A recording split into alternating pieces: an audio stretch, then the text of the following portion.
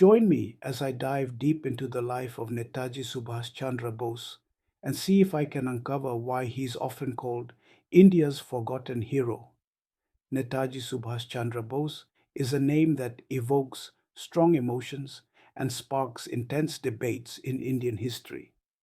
He is often referred to as the forgotten hero of India's struggle for independence, and today we're going to explore why that is.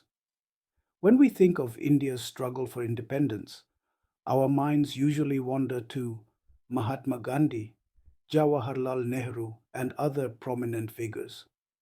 However, one name that often gets overlooked is that of Netaji Subhas Chandra Bose.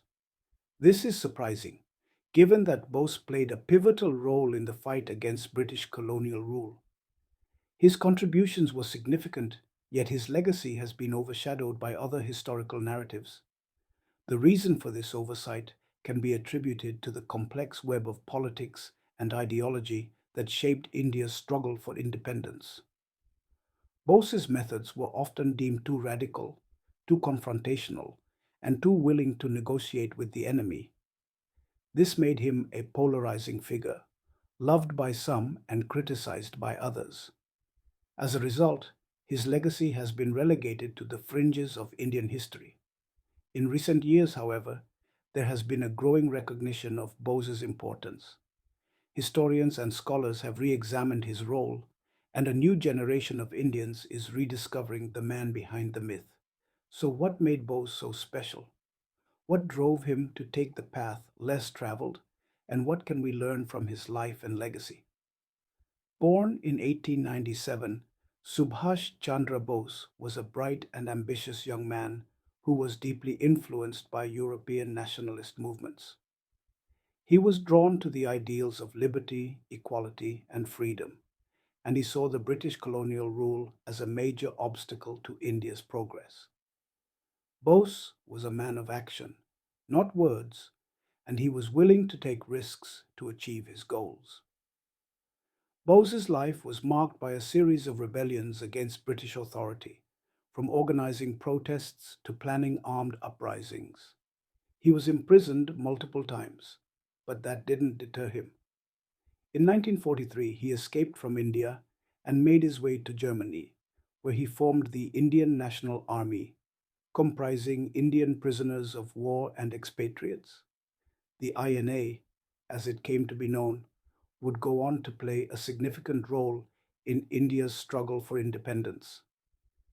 Bose's relationships with other key figures in the independence movement are also worth noting. He was deeply influenced by Mahatma Gandhi, but he also had significant differences with him.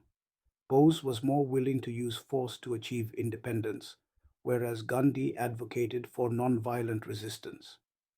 Bose also had a complicated relationship with Jawaharlal Nehru, who would later become India's first prime minister. One of the most pivotal moments in Bose's journey came in 1944 when he made his famous call to the Indian people: "Give me blood, and I shall give you freedom." This rallying cry electrified the nation, and it marked a turning point in India's struggle for independence. Bose's passion, his commitment, and his willingness to take risks had finally found an outlet, and the Indian people responded in kind. For Bose, the struggle for independence was never just about throwing the British out of India. It was about creating a new India, an India that was free, equal, and just. He envisioned a nation where people from all walks of life could live together in harmony, where the rich and the poor had equal opportunities, and where the government was accountable to its people. In conclusion, Netaji Subhash Chandra Bose was a complex, multifaceted individual who played a significant role in India's struggle for independence. His legacy may have been overshadowed by other historical narratives, but it's time we gave him the recognition he deserves. So, what do you think about Netaji Subhash Chandra Bose and his legacy? Do you think he's India's forgotten hero? Or is there more to this say?